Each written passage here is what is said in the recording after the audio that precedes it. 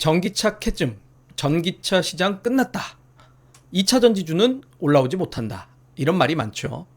그런데 LG 에너지 솔루션이 2분기 영업이익이 4,922억 원 실적을 발표했고 컨센서스 대비 큰 폭의 서프라이즈를 보였습니다. 자, LG 에너지 솔루션 7월 24일 장대 양봉까지 이어진 현 상황에서 하반기의 2차 전지와 LG 에너지 솔루션에 대해서 어떻게 봐야 될지 오늘 정리해 보도록 하겠습니다. 자, 일단 LG 에너지 솔루션 숫자부터 먼저 보도록 하겠습니다. 2분기의 실적 발표를 바로 지난 7월 7일 월요일에 발표가 있었는데요.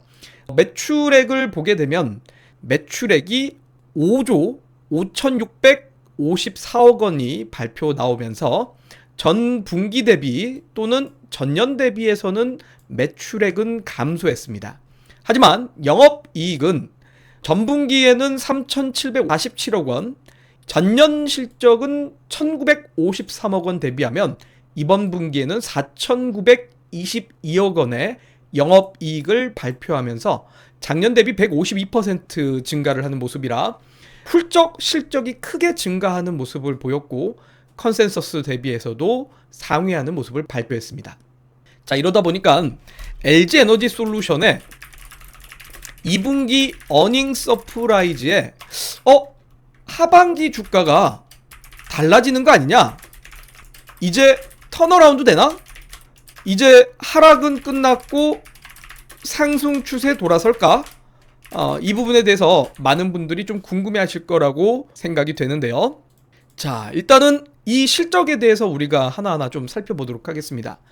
이 실적 발표를 이제 살펴보게 되면 많은 증권사들이 리포트를 제시하는 거에 이 실적 발표가 증가한 것이 첫 번째는 GM 쪽으로의 바로 LG, 얼티엠셀즈의 출하량이 9.4기가와트 가량 나옴으로써 전 분기 대비 9% 가량 증가했다. 이로 인해서 실적 증가에 영향을 주었다라는 데이터들이 좀 나오게 되고, 두 번째는 미시간 쪽에 ESS LFP 라인이 가동되기 시작하면서 이 부분에 있어서 미국의 보조금인 AMPC가 나왔다라는 내용이 나왔으며, 세 번째로는 이제 비용 절감을 좀 함으로써 실적 증가세를 이루었다라는 증권사들의 분석이 제시가 되기 시작했습니다. 자, 이에 따라서 실적이 잘 나온 이유가 이 크게는 세 가지 이유라고 제시를 했고, 많은 증권사들 쪽에서 1월 통해서 실적이 잘 나왔기 때문에 하반기에도 실적이 좀 기대가 된다라는 데이터를 제시하는 반면, 또 일각에서는 하반기에 여전히 전기차에 대한 판매가 불확실하다라는 전망을 내놓기도 하는데요. 또 일부 이제 개인 투자자 분들 중에서는 이런 이야기들도 합니다. 일부 유튜버나 또는 정치 성향을 담은 분들이 유독 여의도에서는 2차 전지에 대해서 너무 박하게 얘기한다. 여의도 바닥에서 왜 이렇게 2차 전지를 부정적으로 얘기하냐? 애널리스트들의 문제다. 뭐 이렇게까지 음모론까지 제시를 하는 분들이 많은데, 자, 이게 사실 2차 전지에 대해서 뭐 정치적인 성향을 담을 필요도 없고 음모론을 담을 필요도 없습니다. 유독 애널리스트들이 부정적으로 얘기한다라고 매도할 필요도 없다라고 봅니다. 왜냐면 2차 전지가 분명한 거는 우리나라가 정말 잘하는 기술력이 높은 산업 중에 하나라고 생각은 합니다. 분명 경쟁력은 있는 산업은 맞지만 저는 이를 달리 표현을 좀 해보도록 하겠습니다. 결국 아무리 제품이 좋아도 사는 사람이 없다면, 결국 그 제품은 수요가 없다면 판매가 되지 않고, 판매가 되지 않으면 단가를 낮춰서 팔아야 되고, 단가를 낮춰서 팔아도 판매가 되지 않으면 결국 사양될 수밖에 없기 때문이죠. 예를 들자면 우리가 좀 쉽게 예시를 들었을 때 가전제품을 생각해 보면 됩니다. 과거 90년대 80년대에서 전 세계에서 TV의 가장 최강자는 일본이었습니다. 파나소닉의 TV가 가장 전 세계에서 제일 잘 나갔었죠. 그런데 한국의 기술력이 조금 따라잡고, 그리고 한국이 워낙 이제 대량 생산을 찍어내면서 조금 더 가격 메리트를 줘버리니까 아무리 파나소닉의 TV 기술이 좋아도 결국 사람들의 수요가 한국 삼성과 LG의 수요로 바뀌게 되면서 파나소닉이나 일본의 TV 시장이 무너지게 됐습니다. 그리고 그 뒤에 최근 들어서 뭐 CES라든지 여러 이제 가전제품 박람회를 보면 삼성과 LG의 이 견고한 시장이 좀 무너지고 있다라고 느껴지는 게 중국의 TCL이라든지 이런 기업들의 TV 화질이라든지 TV의 기능이 이미 한국의 삼성, LG를 수준을 넘어서는 수준까지 좀 오면서 이미 좀 저가용 TV를 사시는 분들이 많이 있다라고 보면 됩니다. 그러니까 한마디로 제품이 아무리 좋아도 가격 경쟁력이 낮거나 또는 그 제품을 살 이유가 없다면 결국 수요가 감소하면 아무리 기술력이 좋아도 이 부분은 사양산업이 될 수밖에 없다라는 거죠. 물론 제가 2차전지가 사양산업이 될 거라고 매도하는 것은 아니기 때문에 오해하시고 들으시면 안 되고, 저는 일단 첫 번째는 결국 제품에 대한 수요가 있어야 된다. 그러면 배터리의 전방 산업이라고 생각을 해봤을 때 우리가 2차전지 산업을 공부하기 전에 2차전지가 결국 어디에 쓰이느냐. 첫 번째는 우리가 너무나 잘 알고 있는 전기차들입니다. 전기차의 가장 많은 판매가 이루어지고 있는데 요즘 여러분들 주변에 전기자동차를 사시는 분들 많이 있나요? 처음에 전기자동차가 테슬라 모델 S, 모델 3, 모델 X가 나오면서 급격하게 판매량이 증가했지만 최근 한 1, 2년 사이에 전기자동차에 대한 판매가 크게 증가하진 않는 모습을 보여주고 있습니다. 또 단적인 예시로 현대에서 수소자동차인 넥소라는 거를 출시했을 때 많은 사람들이 신기하다라고 관심을 가졌고 일부 사람들은 넥소 자동차를 샀지만 결국 이 수소자동차에 대한 수요도 잠시였을 뿐 이 수요가 계속 증가하거나 지속적이지를 못하다 보니 지금 어느 순간 수소차의 후발주자가 없는 상황이 됐죠. 그렇기 때문에 첫 번째는 전기자동차라는 그 자체에 대한 메리트가 지금 조금 많이 줄어있다. 결국 이 전기자동차에 대한 수요 회복이 첫 번째가 돼야 될 건데, 전기자동차가 기본적으로 내연기관차, 소위 디젤이나 가솔린 자동차 대비해서 메리트가 있는 게 뭡니까? 기본적으로는 전기자동차가 훨씬 더 판매 가격이 비싸기 때문에 수요자 입장에서는 동급 차량에서 조금 더 가격이 싼 가솔린 차를 살 가능성이 높지 전기자동차를 살 가능성이 없습니다. 이전에는 그래도 전기자동차에 대한 보조금을 주면서까지 자동차 수요를 끌어냈습니다만 어느 순간 사실 정부들의 이런 보조금 축소도 이어지고 있죠. 그래서 여기에 대해서 이제 일각에서는 아니 정부에서 전기자동차 산업 밀어줘야지 왜 보조금 줄이냐라고 하지만, 자 여러분들 결국 이 정부의 지원, 정부의 보조금 지원 전부 다 뭡니까? 여러분들의 세금입니다. 그렇기 때문에 초기에 이제 성장 산업에 대한 일부 투자를 하다가 이거를 계속 이어갈 수는 없는 거기 때문에 향후에 점진적으로 보조금을 축소해 가는 과정은 사실 당연한 부분입니다.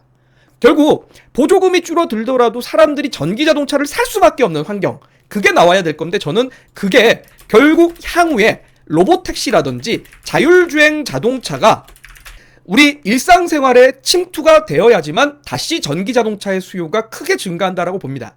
왜냐면 테슬라라는 자동차는 저는 제가 물론 테슬라를 타고 있지 않고 저는 가솔린 차를 타고 있지만 테슬라라는 자동차 그 자체만으로 봤을 땐 저는 엄청난 매력 있고 기술 경쟁력이 높은 자동차라고 생각을 합니다.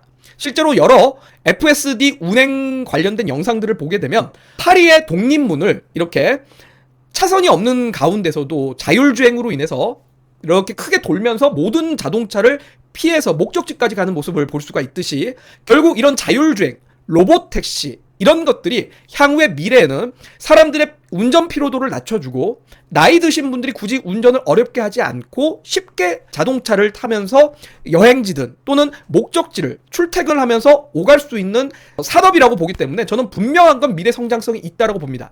그런데 아직까지는 자율주행 자동차가 우리의 일상생활에 침투력이 강하지 않기 때문에 이 부분이 해결되기 전까지 그 전에 전기자동차에 대한 수요가 회복할 만한 것이 있느냐. 여러분들 딱 집어서 지금 영상을 시청하시는 분들이라면 당장 내 자동차 팔고 전기자동차 또는 내 자동차가 지금 없다라고 쳤을 때 또는 내 자동차가 10년 이상 됐다고 했을 때 새로운 자동차를 살 때 전기자동차 나는 사겠다라고 하시는 분들 과연 몇 분이실까요? 저는 열에 5명은 아직 안 될 거다라고 생각됩니다. 그만큼 아직까지는 자동차에 대한 구입을 우리가 그냥 단순하게 뭐 몇십만 원, 몇백만 원 수준이 아니라 몇천만 원에서 억 단위까지 가기 때문에 분명 고가 품목이라는 점에서 조금 더 저렴한 제품을 사려고 하거나 아니면 젊은 세대는 내가 좀 뽐낼 수 있는 자동차를 원하지 지금 전기자동차에서 그럴 만한 니즈를 충족시켜줄 수 있는 거는 없다라는 거죠. 그래서 이게 결국 회복돼야 되는데 이 부분이 아직 올해 하반기도 좀 어렵지 않을까라고 생각이 되는 부분이고, 두 번째는 마침 거기에 더불어서 미국의 법안으로 인해서 OBBB 법안으로 인해서 올해 4분기부터는 전기 자동차에 대한 보조금이 사라진다 라는 것이 결국 전기 자동차에 대한 수요 둔화로 이어질 수밖에 없다라는 겁니다. 자, 가뜩이나 비싼 제품이 보조금까지 줄어든다면 사람들은 더 사기가 힘들겠죠. 그럼 결국 여기에 대해서 어느 정도 우리가 자동차를 살 때 현금을 100% 주고 사는 사람은 없습니다. 할부나 또는 리스를 보통 끌어당겨서 사기 때문에 금리 인하라는 키워드, 금리 인하라는 대외적인 환경이 만들어져야지만 수요가 조금이라도 회복할 수 있는 모멘텀이 생길 수 있다는 거죠.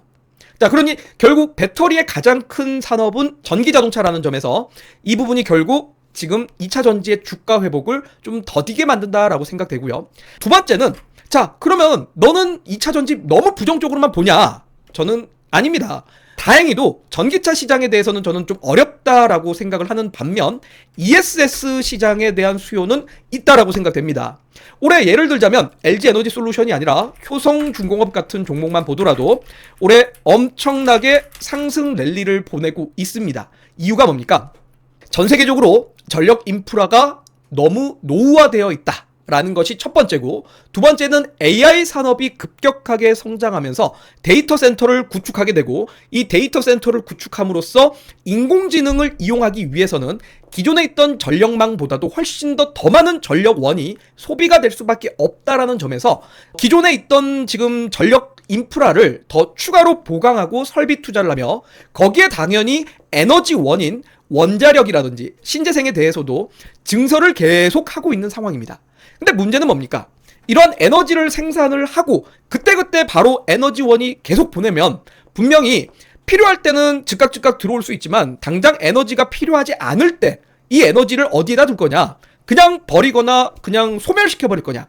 결국 이 ESS라는 제도가 에너지 저장 장치라는 점에서 데이터 센터에 대한 구축을 하는 과정에 에너지 저장 장치도 역시 AI 인프라 투자의 핵심적인 요소라고 생각됩니다. 그렇기 때문에 실제로 LG 에너지 솔루션이 2분기 실적이 잘 나온 이유 중에 하나가 바로 이겁니다. 미시간주 홀랜드 전기차 배터리 공장에서 ESS 배터리를 생산하기 시작했고, 이 ESS 시스템에 납품을 할 것으로 테라젠, 델타 같은 주요 고객사의 공급 계약이 체결이 되어 있다라고 보시면 됩니다. 자, 그런데 이제 기존의 우리나라의 경우는 조금 경쟁력이 떨어졌었던 부분 중에 하나가 바로 배터리의 종류입니다. 자, 뭡니까? 대한민국이란 나라는 3원 개 배터리를 그동안 계속 개발해 왔고, LFP 배터리에 대해서 경쟁력이 없다라고 무시를 해왔는데, 최근 들어서 글로벌 이런 전기차라든지 ESS 업체들이 가격 경쟁력을 이유로 3원 개 배터리가 아니라 LFP 배터리를 채택하고 있습니다. 자, 3원 개 배터리라고 하면은 대표적으로 니켈, 코발트, 망간 또는 니켈, 코발트, 알루미늄을 쓰는 것들이 바로 3원 개 배터리입니다. 자, 요 3원 개 배터리의 장점은 고출력이고 에너지가 그냥 그만큼 빵빵하다라는 거죠. 전기차 배터리로 쓰게 되면 그만큼 장거리 주행이 가능하다라는 장점이 있습니다.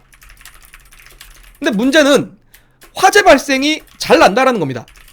그렇기 때문에 기존의 전기차 배터리에 대해서 가장 우려하는 부분이 NCM 배터리에서 나타난다라는 거고, 반대로 그동안 사실 중국 2차 전지 산업의 경우는 LFP 산업을 많이 키워냈습니다. 우리나라가 좀 무시했던 부분이었는데, 이 LFP 경우는 NCM 대비해서는 장거리 주행이 아니라 좀 더 거리가 짧습니다.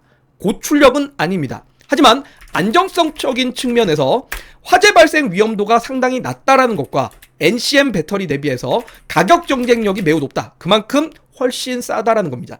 자, 아까도 제가 단적인 예시가 TV를 가지고 얘기를 드렸는데, 자, 여전히 인류의 이런 변화들을 보게 되면 고가 제품을 만들다가 결국 박리담의 방식으로 다품종 또는 대량 생산 방식으로 이어져 왔었죠.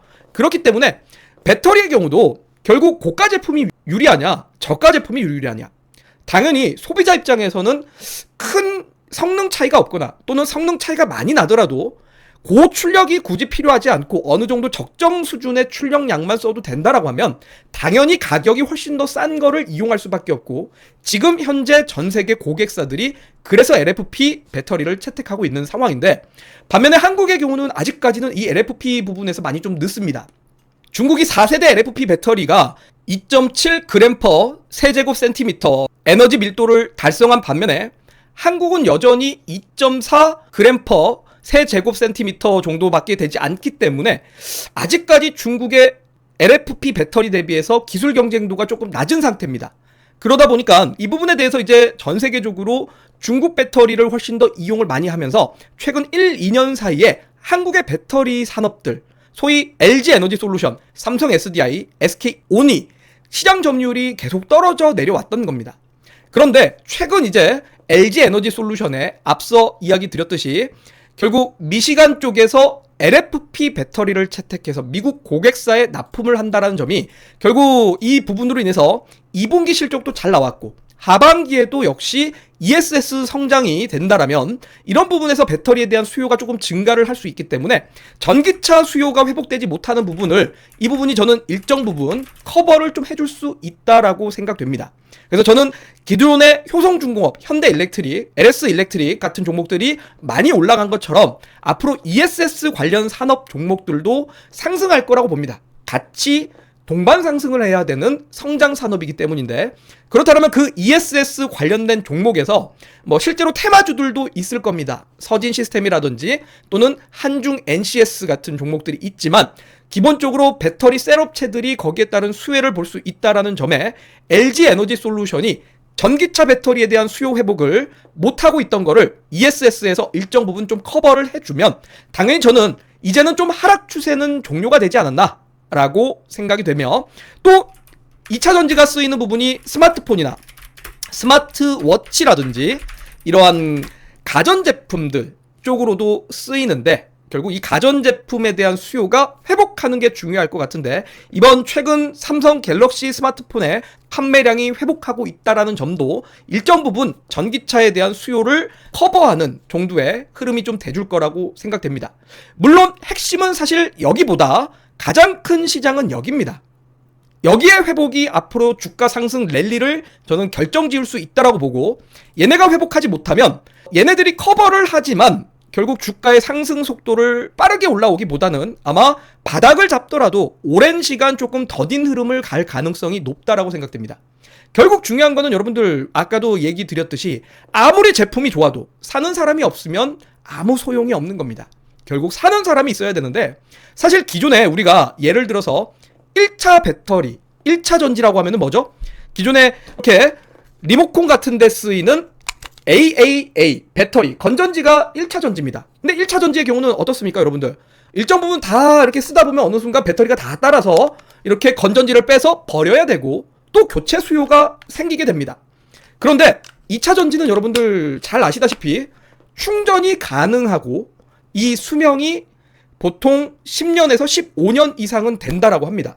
근데 여러분들 전기차 배터리에 대한 수명이 15년이라고 잡았을 때, 그럼 전기차 하나를 사면 중간에 여러분들이 배터리가 이제 안 돼서 배터리를 교체할 일이 있을까요? 없다라는 겁니다. 전기 자동차의 장점이 될 수는 있겠지만 2차 전지의 교체 수명이 너무 길다. 그러면 2차 전지 그 자체만의 수요는 증가하지 않고 전기차를 사야지만 2차 전지에 대한 수요가 증가한다는 거죠. 그러니까 이게 장점이자 단점이 돼버립니다. 그럼 결국은 전기 자동차의 판매량 회복이 중요한 건데, 그렇기 때문에 제가 아까도 얘기했지만 유튜버들이 아이 여의도 바닥 왜 이렇게 2차 전지를 부정적으로 얘기하냐, 애널리스트들 다 문제다, 뭐 이렇게 이제 매도하는 거는 저는 정말 잘못됐다라고 보고, 핵심은 2차 전지 올리고 싶다면 우리 지금 영상 시청하시는 분들 전기차 한 대씩 사주십시오. 사야 주가가 올라갑니다. 자, 그렇지 않으면 결국 저는 전기차 수요 회복이 좀 더딘 것이 2차 전지 기업들의 발목을 잡을 가능성 높다라고 생각된다라는 거. 자, 그렇기 때문에 지금의 밸류에이션 비싸다는 아닙니다. 비싸다는 것은 아니지만 성장에 대한 부분이 아직은 불투명하다. 자, 실제로 기업들의 2차 전지 기업들의 컨센서스를 보면 올해가 실적이 최저치를 예상하고 있고, LG 에너지 솔루션 2025년에 매출액이 작년 대비 감소할 것으로 예상되고 영업이익은 올해 2분기가 가장 적고 3분기부터 회복하면서 작년 대비 올해가 영업이익은 증가할 것으로들 전망은 하고 있습니다. 그리고 2026년, 2027년에 이렇게 실적이 증가할 거로 많은 증권사들에서 컨센서스를 제시는 하고 있습니다. 자, 그런데 이 수요 회복이 되어야지만 컨센서스처럼 실적 증가율이 높게 나올 수 있다는 거고, OBBB 법안으로 인해서 보조금이 줄어들고 사람들이 전기차에 대한 소비를 안 하게 되면 조금 더딘 실적 회복이 될 수 있다. 자, 그러면 저는 현재 지금 주가 차트는 와이코프 패턴의 구간에서 투매 이제 하락 구간이 끝났고 A에서 B단계로 진입을 했다가 B단계에서 C로 가다가 투매를 맞았고, 여기가 바로 와이코프 패턴의 SC라고 불리는 투매 구간이며, 투매 이후에 다시 올라오면서 기존 추세대로 돌아섰기 때문에 바닥은 잡았다라고 생각이 됩니다. 자, 주가가 바닥을 잡았는데 바닥을 잡았다고 주가가 보통 이렇게 올라가지는 않죠. 그렇기 때문에 여기서 이제 C에서 D단계로 갈 때 스프링 단계를 거치면서 일정 부분 조금 변동성을 주다가 주가가 상승 모멘텀이 생길 때, 상승 모멘텀이라는 건 결국 전기차 수요 회복. 저는 일단 중요한 거는 자율주행 자동차라고 생각됩니다. 올해 로보택시가 출시가 될 거라고들 하고 있기 때문에 거기가 아마 포인트가 되지 않을까 싶은데, 결국 그런 수요가 회복되면 이렇게 스프링 구간을 지나다가 올라가면서 D단계, 2단계로 넘어가며 상승 랠리로 바뀌지 않을까. 자, 그렇기 때문에 오늘의 장대 양봉이 200일 이동평균선을 돌파한 거는 매우 고무적이나 지금 당장 쫓아다니면서 투자하기에는 조금 어렵다. 단기로 치고 빠지고는 가능한데 어느 정도 좀 어중간하게 스윙, 중기 투자를 하기에는 좀 어렵고, 아싸리 장기 투자 관점에서 나는 이렇게 스프링 구간 나올 때 분할로 접근을 하겠다. 또는 내가 과거에 물려있는 상태인데 이걸 어떻게 대응해야 되느냐. 이렇게 스프링 구간 나올 때 분할로 매수하면서 어차피 과거에 사서 나는 오랫동안 물려있어서 손실이었는데 요렇게 분할 매수하면서, 그래 전기차가 당장은 수요가 회복하지 않고, 그래 나도 지금 전기차 안 사는데 사람들이 사겠어. 그런데 오케이, 테슬라의 자율주행이 나올 거고, 그리고 그래 데이터 센터가 구축되면서 ESS 투자가 많이 될 거라는데, 갤럭시 Z 폴드 많이 팔리는데, 그래 나는 지금은 어려워도 결국 2차 전지가 성장 산업이라는 거는 확신해. 중장기로 나는 버티면서 갖고 갈 거야 라고 한다면 이런 스프링 구간에서 물량을 모아 가시면서 조금 길게 본다면 저는 충분히 돌아설 수 있다라고 생각되고, 지금은 이제 어쨌든 월봉상 20개월 이동평균선에 대한 저항이면서 이거를 만약에 넘는다고 하더라도 44만원 구간이 강력한 매물대기 때문에 이 위를 당장 바라보기는 좀 어려울 것 같습니다. 그래서 조금 저는 이러한 주가 흐름을 좀 보이면서 당장은 주도주의 역할을 하지는 못할 것 같다. 하지만 주도주들이 쉬는 구간에서 좀 퐁당퐁당하면서 단기 상승 정도는 좀 노려볼 수 있는 쪽이 2차 전지지 않을까, 이렇게 얘기를 드리고 싶습니다. 자, 여기까지 보신 여러분들은 어떻게 생각하시나요? 저는 주식을 투자할 때 뭐 차트 분석, 실적 분석 다 좋은데 가장 근본은 이 회사가 무슨 사업을 하고 있고 이 사업이 결국 사람들이 소비를 하는 제품인지 아닌지, 그거를 먼저 생각하고 실적 분석, 차트 분석을 보통 하는 편입니다. 그래서 너무 주식을 투자할 때 어렵게 투자할 필요도 없지만 너무 단순하게 차트가 무슨 패턴이고 어떻게 생겼고 W형 패턴의 이중바닥, 쌍바닥, 수렴형 이런 것보다는 그래도 여러분들이 좀 더 쉽게 이 제품 나라면 지금 살 것인가? 내 친구들은 살까? 내 주변 사람들 이 제품 살까? 사람들이 산다면 결국 성장주고, 사람들이 사지 않는다면 사양산업이 됩니다. 대표적으로 이제 유명한 투자 대가인 피터 린치의 투자 방식과 같은데요. 여러분들도 한번 잘 생각해 보시고 언제쯤 이 시장이 살아날 것인가를 생각하시면서 투자 전략을 세워보시면 어떨까 싶습니다. 자, 영상 도움되셨다면 좋아요와 구독으로 눌러주시고 다음 영상에서도 저와 함께 같이 공부해 보도록 하겠습니다.